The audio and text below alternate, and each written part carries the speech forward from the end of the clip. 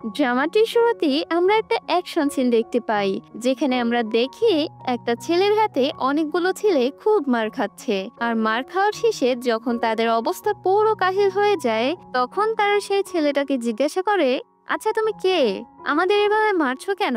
যেটা শুনে তখন ছেলেটি এক বাক্যে বলে, আমি লনলি পেটার। এটা বলে এরপর ছেলেটা তার গার্লফ্রেন্ডের কাছে যায়, যার নাম কিনা ছিল হানসুন, যাকে একটু আগেই এই ছেলেগুলো ডিস্টার্ব করছিল। ঠিক তখনই আমরা দেখতে পাই একটা কমিক বইয়ের পাতা তখন বন্ধ হয়ে যায়। আসলে এই সম্পূর্ণ কাহিনীটাই ছিল একটা কমিক বইয়ের মধ্যে, আর এই কমিক বইটি যে পড়ছিল তার নামও হানসুন ছিল। আসলে এই কমিক বইটি তার মাই লিখেছিল, যে কিনা কিছুদিন আগে একটা কার অ্যাক্সিডেন্টে মারা যায়। এই কমিক বই হানসনের একটু পছন্দ ছিল না। এর প্রথম কারণ ছিল তার মা তাকে না জানিয়েই তার নাম দিয়ে চরিত্র বানিয়েছে, আর এছাড়া এরপর এই কমিকে তাকে রোমান্টিক দৃশ্যে দিয়েছে, যা কিনা তার একদমই পছন্দ ছিল না। কিন্তু তার বন্ধু মিনজুনের এই কাহিনীটা অনেক পছন্দের ছিল। এরপর আমরা হানসনের আরো একটা বন্ধুকে তখন দেখতে পাই, যার নাম ছিল ইয়োজুন। সে পড়াশোনার পাশাপাশি মডেলিংও করত, যেখানে রিসেন্টলি তার একটা মডেলিং শুটের ভিডিও খুব ভাইরাল হয়ে যায়। এরপর রাতে আমরা দেখতে পাই ইউজুনকে কল করে হানসুন তার বাসায় আসতে বলে, কারণ আজকে হানসুনের বার্থডে ছিল। কিন্তু ইউজুন তার কাজে ব্যস্ত থাকার কারণে সে তখন আসতে পারে না, আর ফোনটা রেখে দেয়। যেটা দেখে এরপর হানসুন মিনজুনকে তার বাসায় আসতে বলে, কিন্তু এদিকে তার পেট খারাপের সমস্যা থাকার কারণে সেও হানসুনের বাসায় আর আসতে পারে না। যেটা শুনে হানসুন তখন অনেকটা উদাস হয়ে যায়, আর বসে বসে ভাবে তার মায়ের মৃত্যুর পরে তার ফ্যামিলিতে এমন কেউই নেই যার সাথে সে সবসময় কাটাতে পারবে কিংবা কোনো জন্মদিন উদযাপন করতে পারবে। যাও তার দুইটা বন্ধু ছিল, তারাও আজ তার বার্থডেতে ঠিকভাবে আসতেই পারেনি। এইসব ভাবতে ভাবতে হানসুন তখন মনে মনে তার সৃষ্টিকর্তাকে বলতে থাকে, হে আমার সৃষ্টিকর্তা, আজকে আমার জন্মদিন, আর আজ এই দিনটাতে আমি একা একদমই থাকতে চাই না। ঠিক তখনই আমরা দেখতে পাই পাশে থাকা তার মায়ের ছবিটা ব্লিং করে এবং চারদিক থেকে কেমন যেন হওয়া শুরু করে, আর সবকিছু নড়তে থাকে। ঠিক সেই সময়ে তার মায়ের একটা কমিক বুক পড়ে গেলে হানসুন সেই কমিক বুকটা তুলে হঠাৎ একটা র্যান্ডম পেজ পড়তে শুরু করে, যেখানে কিনা নামবুক নামের ছেলেটা যখন তার প্রেমিকাকে কিস করতেই নেয়, ঠিক তখনই তার সাথে একটা ম্যাজিক্যাল ব্যাপার ঘটে, যেখানে নামবুক কমিকের দুনিয়া থেকে আসমান দুনিয়ায় চলে আসে। নামবুক বের হয়ে এসে হানসনকে কিস করতে আসে, যা দেখে হানসন ভয় পেয়ে তখন চিল্লাতে শুরু করে। যা দেখে নামবুক তখন একটু অবাক হয়ে যায়, কারণ হানসন তো তার প্রেমিকা ছিল, তাহলে সে কেন তার সাথে এরকম করছে। এরপর হানসন তাকে সব ঘটনা খুলে বলে যে সে কিভাবে কমিকের দুনিয়া থেকে বাস্তব দুনিয়ায় চলে এসেছে, কিন্তু এ নিয়ে নামবুকের কোনো সমস্যাই ছিল না, কারণ ও তো তার প্রেমিকার সাথেই ছিল। এরপর নামবুক হানসুনকে তার প্রেমিকা মনে করে তার সাথে ফ্লার্টিং করা শুরু করে, যা দেখে হানসুন তখন রেগে গিয়ে নামবুককে তার বাসা থেকে বের করে দেয়। এর পরের দিন সকালে যখন হানসন ঘুম থেকে উঠে, তখন সে গত রাতে সবকিছুকে একটা দুঃস্বপ্ন মনে করে, কিন্তু ঠিক সেই সময় হুট করে নামবুক এসে তাকে তার গলার দাগ দেখায় আর বলে, আমার মনে হয় এই আমার টেলিপোর্ট হওয়ার সময় লেগে গিয়েছিল এটা। অপরদিকে হানসুন নামবুকের উপর খুব বিরক্ত ছিল, যার কারণে সে তখন নামবুককে বলে, তুমি তোমার কোনো এক বন্ধুকে ফোন দাও যেন সে এসে তোমাকে এখান থেকে নিয়ে যায়। যেটা শুনে তখন নামবুক তার পুরোনো যুগের ফোনটা বের করে আর একটা নম্বর ডায়াল করে। তখন হঠাৎ আমরা দেখতে পাই কলটি হানসুনের কাছেই এসেছে, যেটা দেখে তখন নামবুক হানসুনকে বলে, দেখেছো, আমার কাছে শুধুমাত্র তোমার নাম্বারই রয়েছে। এদিকে নামবুক যেহেতু কমিক বইয়ের দুনিয়া থেকে পৃথিবীতে এসেছিল, তাই তার হানসুন বাদে আর কোথাও যাওয়ার জায়গাই ছিল না। তাই হানসুন এক প্রকার বাধ্য হয়েই তাকে তার বাসায় থাকার অনুমতি দেয়। এর পরের দিন স্কুল শেষ হলে হানসুনের দুই বন্ধু মিলে তার বার্থডে সেলিব্রেট করে, যেখানে মিনচন তাকে একটা দারুণ দামের নেকলেস গিফট করে আর ইয়োজুন তাকে একটা এয়ারবাড গিফট করে, যা দেখে হানসুন তখন অনেক খুশি হয়ে যায়। কিন্তু সে কি জানতো তার এই খুশি বেশি করার জন্য থাকছে না, কারণ বাসায় আসা মাত্রই নামবুক তাকে জ্বালাতে শুরু করেছিল আর বলছিল, আমি তোমার এয়ারপডটা ডাস্টবিনে ফেলে দিয়েছি, কারণ ওইটা কোনোভাবে চলছিলই না। আসলে হানসুনের মা এই কমিকটি 10 বছর আগে লিখেছিল, যার কারণে নামবুকের 10 বছর আগের সবকিছু মনে ছিল। ঠিক সেই কারণেই তার মনে হয় হানসনের এয়ারপডের তার ছিঁড়ে যাওয়ার কারণে সেটি চলছে না, যার কারণে সে ওটা তখন ফেলে দিয়েছে। যার কারণে হানসন তখন অনেক রেগে যায়, কিন্তু সে তাকে কিছুই বলতে পারে না। এভাবে একদিন রাতের বেলা নামবুক লুকিয়ে হানসনের ফোন নিয়ে তার নিজের ছবি হানসনের ইনস্টাগ্রামে পোস্ট করে, আর সেখানে ক্যাপশন লিখে দেয় যে দুনিয়া আমার বিপরীতে চলে গেলেও আমি সর্বদা হানসনকে প্রোটেক্ট করে চলবো। তাছাড়া এর পরের দিন নামবুক হানসনের স্কুলেও পৌঁছে যায় আর ক্লাসে গিয়ে বলে, তুমি আমাকে না বলে কোথাও যাবে না, তোমাকে দেখতে না পেলে আমার অশান্তি অশান্তি লাগে। যা শুনে সবাই তখন অনেক অবাক হয়ে যায়। এইসব দেখে তখন হানসন তাকে স্কুলের ছাদে নিয়ে আসে আর বলে, আমি তোমাকে কতবার বলেছি আমি না থাকলে বাসা থেকে বের হবে না, তুমি এখানে কেন এসেছো? যেটা শুনে ঠিক সেই সময় নামবুক তাকে কিস করতে নিলে হানসন তার আঙুল ধরে বাঁকিয়ে তাকে দূরে সরিয়ে দেয়। যেটা দেখে তখন নামবুক বলে, তুমি যখন কমিকে পড়ছিলে কিসমি, তখন আমি কমিকের দুনিয়া থেকে এই কারণেই দুনিয়ায় এসে পড়েছি। হতে পারে তুমি যদি এখন আমাকে সত্যি সত্যি কিস করো তাহলে আমি আবার আমার আগের দুনিয়ায় অর্থাৎ কমিকে চলে যাব। যেটা শুনে তখন হানসন বলে, তুমি এবার এসব ফালতু কথা বন্ধ করো। এরপর সে তার সব বন্ধুদের সাথে নামবুকের পরিচয় করায়। তাকে দেখে মিনজুন বলে, তুমি তো দেখতে একদম কমিকে পড়া নামবুকের মতো। যেটা শুনে তখন নামবুক মিনজুনের দিকে তাকিয়ে আই ব্লিঙ্ক করে। তখন হঠাৎ মিনজুন দাঁড়িয়ে সবার সামনে বলতে থাকে, নামবুক এই জগতের সবচেয়ে সুন্দর কমিক ক্যারেক্টার। এরপর নামবুক ইউজনের দিকে তাকিয়েও আই ব্লিঙ্ক করলে সেও তার প্রশংসা করা তখন শুরু করে দেয়। এসব দেখে তখন হানসন বলা শুরু করে, আসলে আমার মা এই নামবুককে দেখেই ইন্সপায়ার হয়ে কমিকে থাকা নামবুকের চরিত্রটি বানিয়েছিল। এর কিছুক্ষণ পর যখন তারা সবাই মিলে লাঞ্চ করতে বসেছিল তখন খাওয়ার সময় মিনজুন জিজ্ঞাসা করে, আচ্ছা হানসন, তোমার কি ধরনের ছেলে পছন্দ? তখন সে উত্তর দেয়, এমন কাউকে পছন্দ যে বলার আগেই বুঝে যাবে আমার কি চাই, আর কোনো রকম কথা ছাড়াই বোঝা মাত্রই সেই জিনিসটা সে নিয়ে আসবে। ঠিক সেই সময় নামবুক দেখতে পায় তার প্লেটে মাংস শেষ হয়ে গিয়েছে, তাই সে তাড়াতাড়ি উঠে মাংস নিয়ে আসতে যায়। ঠিক সেই সময় তার পাশ দিয়ে ইউন নামের একটা মেয়ে চলে যায়। এদিকে ইউন সেখান দিয়ে যাওয়ার সময় হানসনের কোল্ড ড্রিঙ্কসটা সে ফেলে দেয়।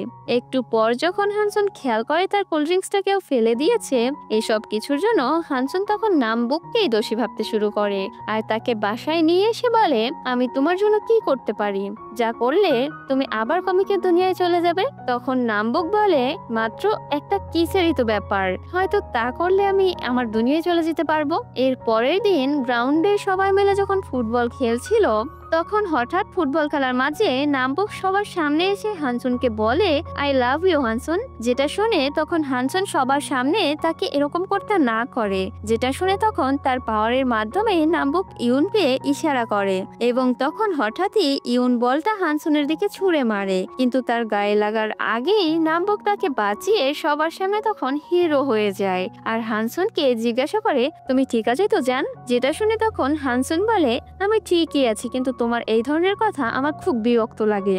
এর কিছুক্ষণ পর নামবুক স্কুলের মাইক্রোফোন অন করে সবাইকে শুনিয়ে শুনিয়ে তখন বলতে থাকে, হানসন আমার দুইটা চোখ আর দুইটা কান, কারণ তাকে ছাড়া আমি না কিছু শুনতে পাই আর না আমি কিছু দেখতে পাই। আর এর সাথে এও বলে, তুমি ওই ইউজন নামক ছেলেটার কাছ থেকে দূরে থাকবে, কারণ আমার তাকে তোমার সাথে দেখলে জেলাস ফিল হয়। যেটা শুনে রেগে মেগে হানসন নামবুককে নিয়ে একটা খালি ক্লাসরুমে চলে আসে আর তাকে কিস করতে শুরু করে যেন সে তার দুনিয়াতে ফিরে যায়, কিন্তু কিস করার পরও তার কিছুই হয় না। তাই হানসন তাকে আবারও কিস করে, কিন্তু তাতেও কিছুই হয় না। যা দেখে তখন হানসন তাকে রেগে গিয়ে বলে, তুমি আমার সামনে থেকে কেন যাচ্ছ না? তখন নামবুক বলে, আমার মনে হয় তুমি যদি আমাকে ভালোবেসে কিস করো তাহলে আমি আমার দুনিয়াতে হয়তোবা ফিরে যেতে পারবো।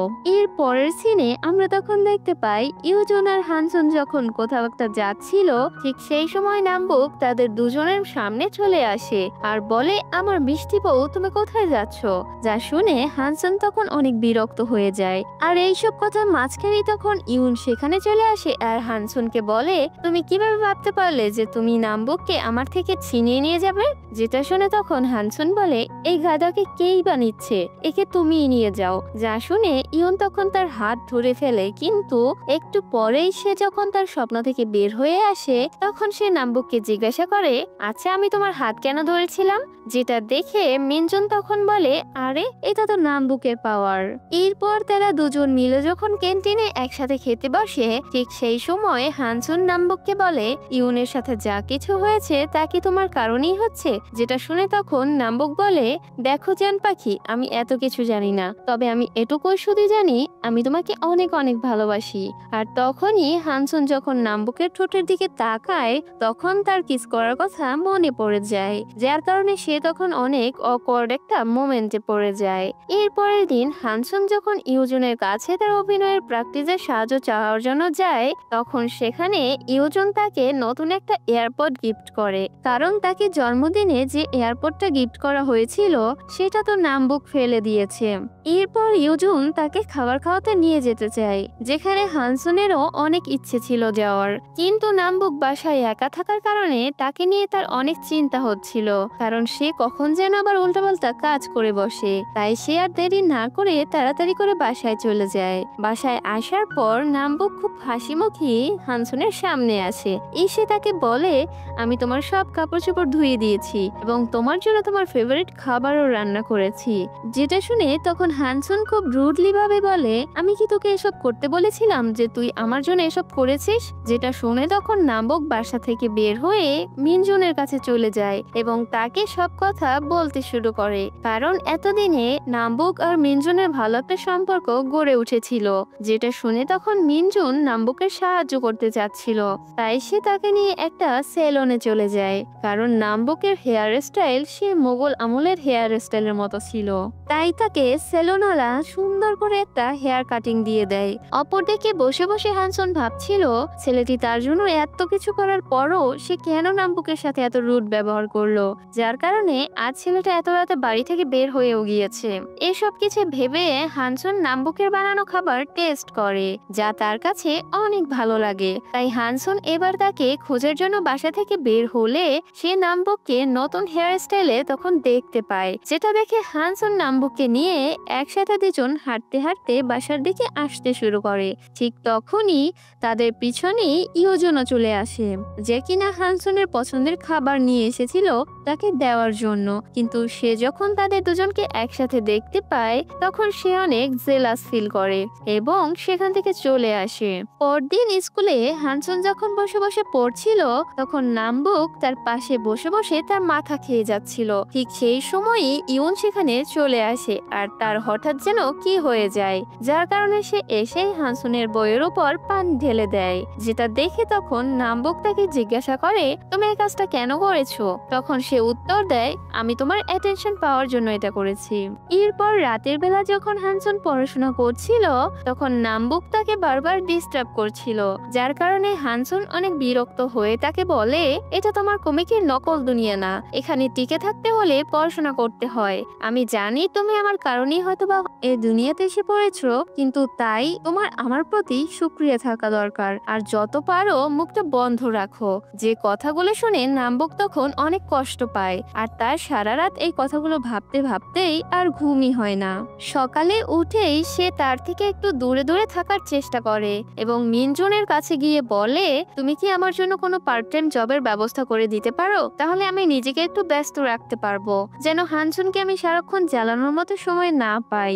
অপরদিকে হানসন তার ব্যবহারের জন্য খুব লজ্জাবোধ করছিল, যার কারণে সে মনে মনে তখন ঠিক করে সে নামবুকের কাছে গিয়ে চিঠির মাধ্যমে ক্ষমা চাইবে, যার কারণে সে তখন চিঠি লেখা শুরু করে। ঠিক তখনই সেখানে নামবুক চলে আসে আর তাকে একটা চকোলেট দিয়ে চোখ মেরে জান পাখি বলে ডাকে, কিন্তু আসলে এটা তো তার স্বপ্ন ছিল, যেখানে চকলেটটা তো আসলে ইউজন তাকে দিয়েছিল, কারণ সে অডিশনে টিকে গিয়েছে। অন্যদিকে মিনজুন নামবুককে নিয়ে একটা আর্ট ক্লাসে চলে আসে, যেখানে তাকে পার্ট টাইম মডেল হওয়ার জন্য কাজ করতে পারবে সে। এরপর রাতের বেলা নামবুক আর হানসুন দুজনে যখন একসাথে ফিরছিল তখন দুজন একে অপরের কাছে তাদের আচরণের জন্য ক্ষমা চায়, আর হানসুন সেই লেটারটা তাকে পড়তে দেয়। যেটা দেখে নামবুক তখন সেখানেই লেটারটা পড়তে শুরু করে, যেটা দেখে হানসুন তাকে তার সামনে পড়তে মানা করে, কারণ সে একটু লজ্জা পাচ্ছিল। কিন্তু তাকে জানানোর জন্যই নামবুক তার সামনেই পুরো লেটারটা পড়ে। লেটারটা পড়ে যখন সে লেটারটা তার ব্যাগে রাখতে যাবে ঠিক সেই সময় সে নোটিস করে তার ব্যাগের ভেতর সেই কমিকটি নেই, যার কারণে তারা দুজন তখন বেশ ভয় পেয়ে যায়।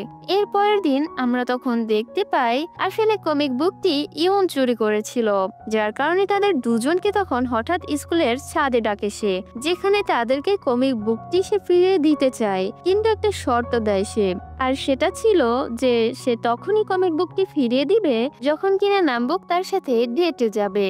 এদিকে তাদের কাছে আর কোনো রাস্তাও ছিল না, তাই তারা তার শর্তে তখন রাজি হয়ে যায়, যার কারণে নামবুক হানসুনকে নিয়ে তার ফার্স্ট ডেটের জন্য গিফট কিনতে যায়। তখন হানসুনের মনে হয় নামবুকের কাছে তো টাকা নেই, তাহলে সে কিভাবে গিফট কিনবে। তখন নামবুক বলে সে এতদিন একটা পার্ট টাইম কাজ করত, আর সেখান থেকেই কিছু টাকা সে জমিয়েছে, যা দিয়ে এখন সে একটা উপহার কিনতে চায়। সেই টাকা দিয়ে ইউনের জন্য একটা ঘড়ি কেনে।